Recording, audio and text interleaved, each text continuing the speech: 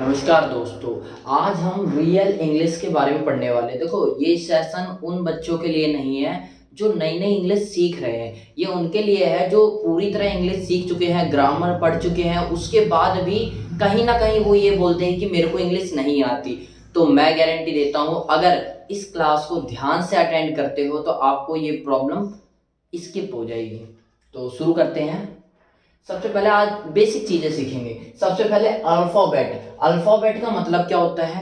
Alphabet का मतलब होता है वर्णमाला। हिंदी में क्या बोलते हैं? वर्णमाला। वर्ण मतलब लेटर और माला मतलब कलेक्शन, यानी लेटर्स का collection. A B C D A to Z जितनी भी चीजें वो क्या है? लेटर है एक एक, और उनको जब कलेक्ट करके एक बार में बोला जाएगा, यानी लेटरों का कलेक्शन, यानी वर्णों की माला है पूरी एक, तो उसी को अल्फाबेट कह दिया जाता है। अब लेटर क्या होता है? दो टाइप के, एबीसीडी जितने भी जेड तक होता है वो दो टाइप के हो सकते हैं, या तो वो वोवल होंगे या कॉन्सोनेंट होंगे। वोवल मतलब वो वाले शब्द जो बिना किसी दूसरे अक्षर के, एक ही बार में बोले जा सकते हैं, जैसे ए ई आई ओ यू। इसके अलावा जितने भी बच जाते हैं उन्हें बोलते हैं कॉन्सोनेंट। जितने भी रेस्ट बच गए, देखो लेटर दो टाइप के हैं, एक वोवल एक कॉन्सोनेंट। वोवल क्या है? A E I O U, यानी जो कैन से विदाउट हेल्प, बिना किसी दूसरे लेटर की हेल्प लिए बिना हम एक ही खुद से ही उसे बोल सकते हैं, यानी क्लियर आवाज में बोल सकते हैं, तो उसे बोलेंगे वोवल। कॉन्सोनेंट क्या होंगे? उन्हें छोड़ के, यानी वोवल को छोड़ के जितने बनेंगे वो सारे क्या हो जाएंगे? कॉन्सोनेंट। अच्छा, हिंदी में कहते हैं इसे स्वर, और कॉन्सोनेंट को कहते हैं व्यंजन। अच्छा, जो वोवल होते हैं वो समझ गए आप, 5 होते हैं। जो कॉन्सोनेंट होते होंगे वो 21 है। हमने अभी तक कुछ नहीं सीखा, बस इतना सीखा। अल्फाबेट मतलब वर्ण की माला, यानी लेटरों का कलेक्शन।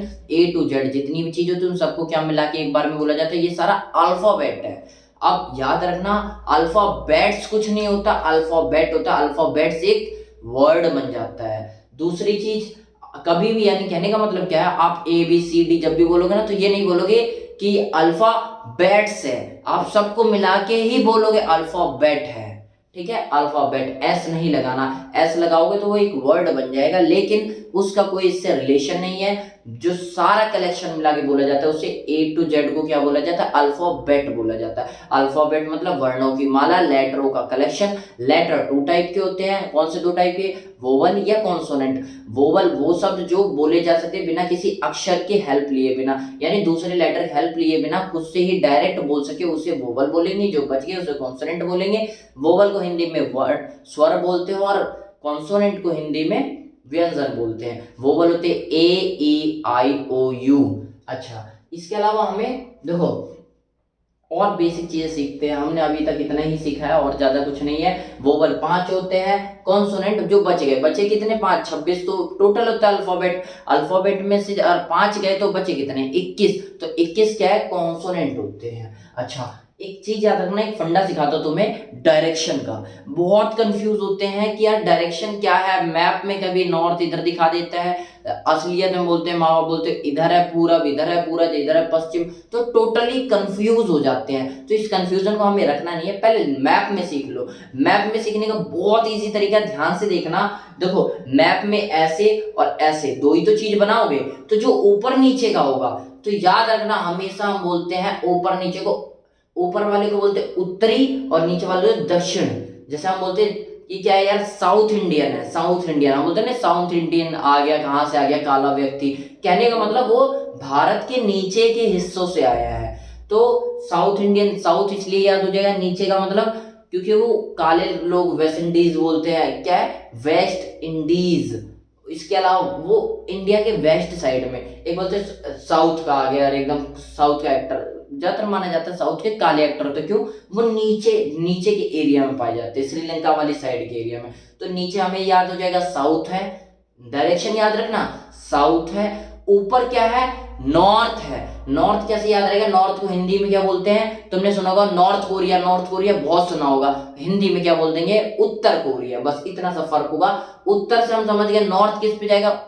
कोरिया से याद रख लेना, नीचे का साउथ इंडियन मूवीज से याद रख लेना। अच्छा, इसके अलावा आ जाता है, हम देखो हम क्या करते हैं हमेशा, जब भी आपने मैप पढ़ा होगा तो भारत इधर पढ़ा होगा, और उसके लेफ्ट हैंड साइड में आप क्या पढ़ते हो कि भाई वेस्ट है जितना भी, यानी अमेरिका, यूरोप, ये सारा क्या है, वेस्ट साइड है। तो वेस्ट साइड मतलब हम बोलते हैं नहीं, वेस्टर्न कल्चर को अपना रहे हैं। देखो यार, अंग्रेज हमारी संस्कृति को फॉलो कर रहे हैं और हम उनकी कर रहे हैं। तो कहने का मतलब क्या है, हम वेस्टर्न कल्चर को अपना रहे हैं, हम ऐसे इंग्लिश में बोल दिया करते हैं। तो यानी वेस्ट से निकला है, यानी जो इंडिया है वो इस साइड है मैप में, और उसके अलावा जो इस साइड के इसे वेस्ट बोल देते हैं। तो हमें समझ, इससे क्या याद रहेगा कि उधर क्या है, यूएस, अमेरिका, पूरा यूरोप है, ये वेस्टर्न कल्चर है, वेस्ट साइड इधर है। तो बच्चा क्या, नॉर्थ उत्तर के एरिया हो गया, नीचे से हमें पता करना है साउथ हो जाता है, जैसे मूवीज हो जाती है, वेस्ट इधर हो गया, तो ईस्ट इधर हो गया। तो याद रखने वाली बात याद रखना, नॉर्थ यानी नॉर्थ कोरिया से याद रख सकते हो, और साउथ नीचे होता है। मैप में बता रहा हूं, अभी रियलिटी में समझना, मैप में क्या, ऊपर नॉर्थ है, नीचे साउथ है, और इस साइड चले जाएंगे तो यूएस, यूरोप पड़ता है, तो उसे बोलते थे वेस्ट, और जो बच गया वो ईस्ट। अब देखो क्या बोलते हैं हम, हमेशा एक कहावत में बोला जाता है कि सूरज हमेशा पूरब की ओर से ही निकलता है, और रियल बात है, सूरज जब भी निकलता है पूरब की ओर से। अब मैं रियलिटी समझाता हूं क्या है। अभी तक हमने मैप में जान लिया कैसे होता है, क्या उत्तर दक्षिण, और क्या कर लोगे, जो मैप में इधर ये वेस्टर्न है और ईस्ट है, ईस्ट मतलब पूरब, और ये हो गया पश्चिम, पश्चिमी सभ्यता को अपनाते जा रहे हैं, ऐसा बहुत सुनने को मिलता है। तो कहने का मतलब क्या है, ये मैप में हमने सीख लिया। अब रियलिटी में सीखो। रियलिटी में क्या है, सूरज, सूरज जहां से निकलता है, कंसेप्ट ध्यान में रख लो, सूरज हमेशा जहां से निकलता है वो पूरब एरिया होता है, वो डायरेक्शन पूरब की होती है। तो इससे कहने का मतलब क्या, बोलते नहीं है कि आज कहां से सूरज पश्चिम से निकल गया है, एक कहने का मतलब है आज बिल्कुल अजीब सी बात होगी, उल्टी दिशा से। तो यानी सूरज हमेशा किधर से निकलता है, कहने का मतलब कि पूरब तरीके से। तो देखो याद रखना हमेशा, देखो मैं सामने खड़ा हूं और सामने एकदम सूरज निकला है, तो मेरी जो सामने वाली दिशा होगी, कहने का मतलब समझना, जैसे मैं आपके सामने हूं, तो मान लो आपके पास से सूरज निकल रहा है, तो मैं जो आपकी डायरेक्शन होगी वहीं पे खड़ा होकर मैं क्या बोल दूंगा कि आपकी जो डायरेक्शन है वो है पूर्व यानी ईस्ट, और जो मेरे पीछे चला गया वो ऑब्वियस सा वेस्ट, वेस्ट मतलब पश्चिम। अब देखो इसमें कंफ्यूज नहीं हो ना, बिल्कुल याद रखना, लेफ्ट हैंड साइड, ये लेफ्ट हैंड है, तो मेरा लेफ्ट हैंड साइड हमेशा उत्तर होगा, और राइट हैंड साइड हमेशा दक्षिण होगा। उत्तर होगा लेफ्ट हैंड साइड, और दक्षिण होगा हमेशा राइट हैंड साइड।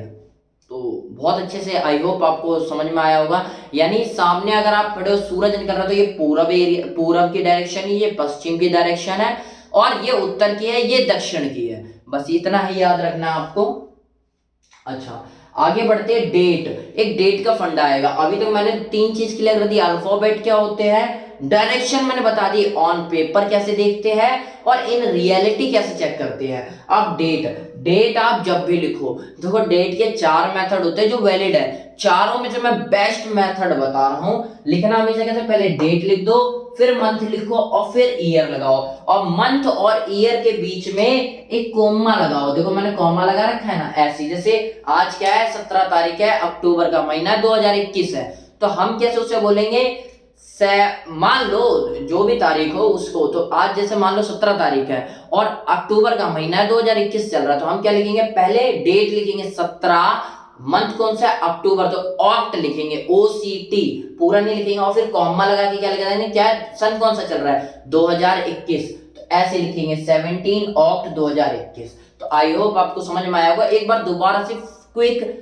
देख लेते हैं फटाफट क्या है, तो देखते हैं। अल्फाबेट, अल्फाबेट का मतलब वर्णमाला, वर्णमाला मतलब वर्ण मतलब लेटर, माला मतलब कलेक्शन, लेटरों का कलेक्शन, ABCD जितनी भी होती है उन्हें क्या बोलेंगे, अल्फाबेट। अल्फाबेट से नहीं, अल्फाबेट। उसके बाद लेटर टू टाइप के होते हैं, वोवल, कॉन्सोनेंट। वोवल क्या होते हैं, AEIOU, और जो बच गया उसे कॉन्सोनेंट बोलेंगे। वोवल इसलिए बोला जाता है, ये डायरेक्ट बोल सकते हैं, किसी लेटर की हेल्प की रिक्वायरमेंट नहीं होती, और कॉन्सोनेंट में होती है।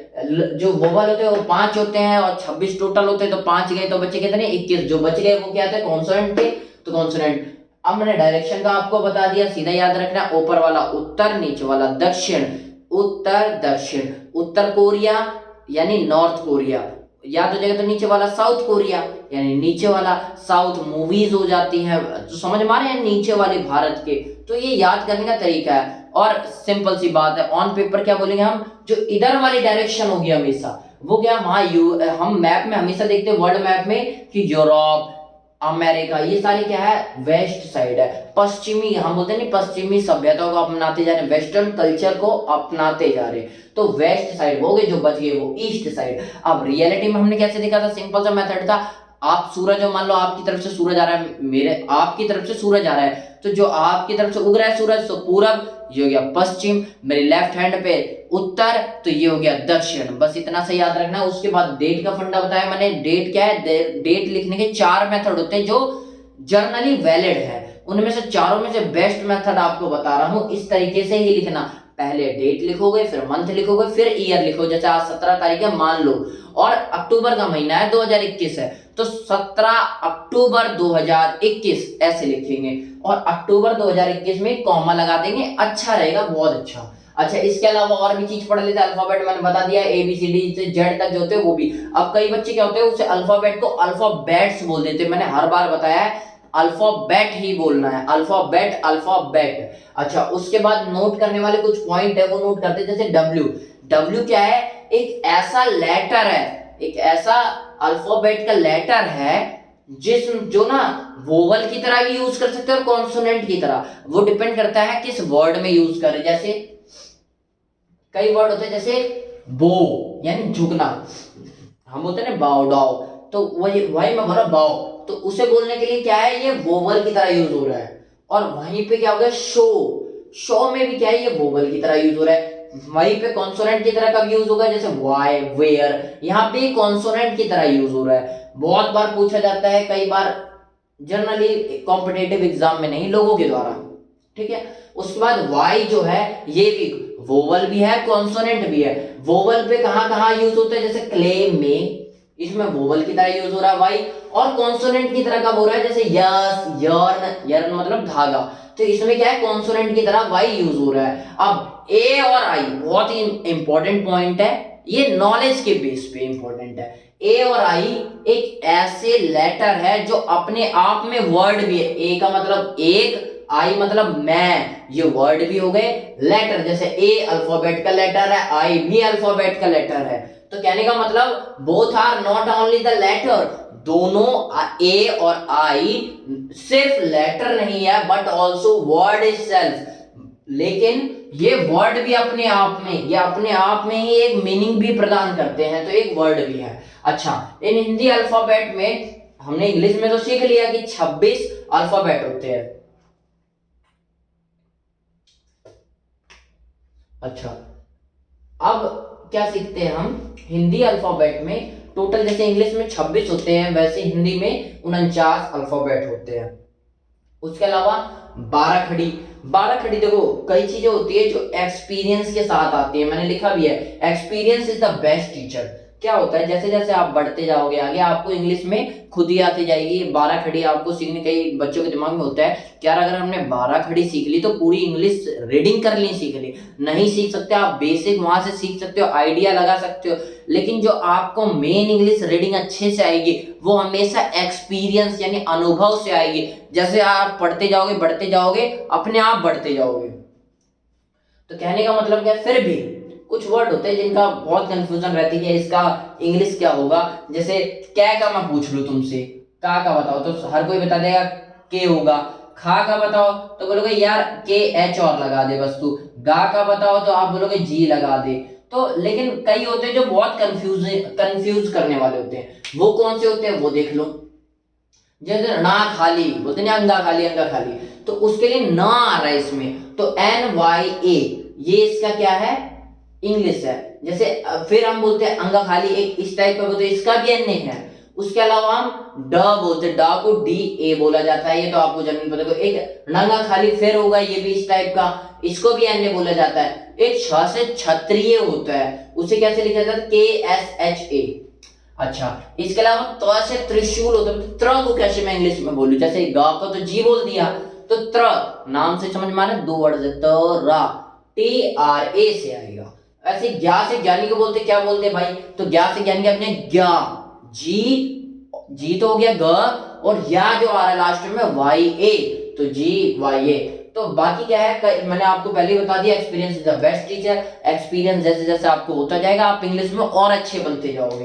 तो ऐसी same also apply for the silent word. कई बार होता है, बोला जाता है भैया मेरे को एक काम करो, मेरे को सारे वर्ड साइलेंट वर्ड लिख के दे दो, जिससे मैं ना पढ़ो तो मेरे को गलती ना होगी, हाँ यार ये साइलेंट वर्ड है। ये आप जितना एक्सपीरियंस करोगे उसी हिसाब से आएगा, आप कितना भी रट लो फिर भी कहीं ना कहीं आप मात खा ही जाओगे, इसलिए एक्सपीरियंस आएगा तभी होगा। अच्छा, अब आप ये मत बोलना कि मैं मैथ्स पढ़ाने लग गया, कुछ इंपॉर्टेंट पॉइंट है जो आपको बहुत लाइफ टाइम काम आने हैं, तो बाकी बातें भी लाइफ टाइम काम आनी है, लेकिन ये इंपॉर्टेंट है डेटाबेस पे, तो आप याद रख लो, बेहतर रहेगा।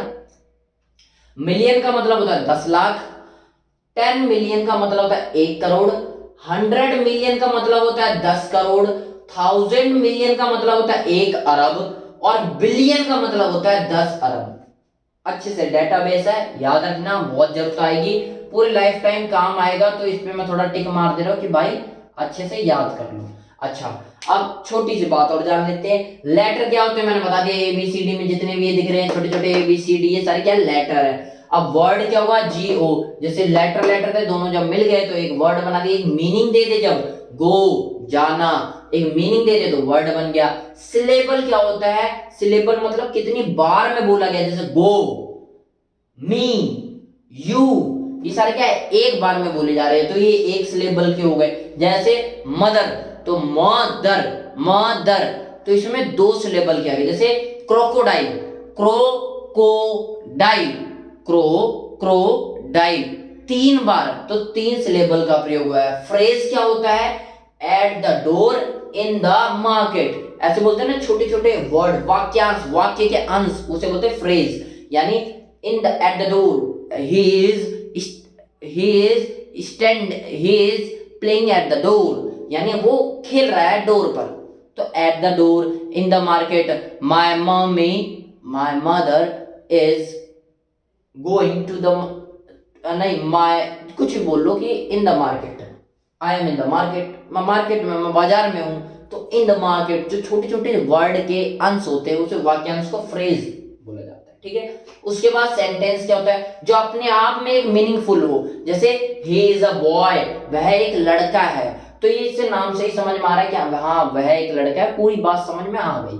अच्छा, क्लोज क्या होता है, क्लोज का मतलब होता है कि उपवाक्य, वाक्य को छोड़ के जो बच गया, ठीक है। जैसे शी सेड दैट, मैंने बोला शी सेड दैट, मतलब क्या कहा उसने, तो उसे जाना कि शी वॉज वेरी बिजी, कि वह बहुत बिजी थी, उसने कहा कि वह बहुत बिजी है, बिजी थी, ये बोलना है, तो हमने क्या बोला, शी सेड दैट, ये तो एक सेंटेंस हो गया। इसका क्लॉज क्या है, जो इसे जोड़ता है वो क्या है, कि वो वह बहुत बिजी थी। शी सेड दैट, उसने कहा कि वह बहुत बिजी थी, शी वॉज वेरी बिजी, ठीक है। उसके बाद पार्ट ऑफ स्पीच, ये तरीका है कि कैसे पढ़ना हमें। फिर पार्ट ऑफ स्पीच पढ़ेंगे, यानी बोलने के लिए किन किन तरीकों का यूज किया जाता है। जैसे पहले हम टेंस भी पढ़ेंगे, नाउन भी पढ़ेंगे, प्रोनाउन भी पढ़ेंगे। ये जो बच्चा, जो छोटा बच्चा होता है ना, छोटा बच्चा मतलब मैं कह रहा हूँ हमारे ही लेवल के होते हैं, लेकिन उनके दिमागी लेवल कम होता है, जो बोलते हैं मेरे को इंग्लिश नहीं आ रही, वो क्या करते हैं, बस यही ऊपर ऊपर से टेंस पढ़ लेते हैं, noun, pronoun, verb, adjective, conjunction, preposition, interjection और फलाना ढिकना, थोड़ा बहुत पढ़ पढ़ के वो पूरी तरह ज्ञान नहीं लिए होते, बस थोड़ा बहुत पढ़ पढ़ के सोचते हैं हाँ हमें आ गया, ऐसे कह के बैल की तरह हाँ करते चलते हैं और फिर बोलते हैं हमें इंग्लिश नहीं आई। तो एक जो स्पीच बोलने का तरीका है उसे कैसे पढ़े, उसको भी अच्छे से डिस्कस किया जाएगा आने वाली क्लास में। आज के लिए नमस्कार, इतना बहुत है। ध्यान से देखना वीडियो, अगर समझ ना आए दोबारा देखना, लाइफ टाइम काम आएगा। ध्यान से देख लेना, नोट कर लेना, नोट करोगे तो बार बार नोट करोगे तो याद होता है, तो एक बार नोट कर लेना, मेरे कहने पे मेरे लिए नोट कर लेना, पर कर लेना। नमस्कार।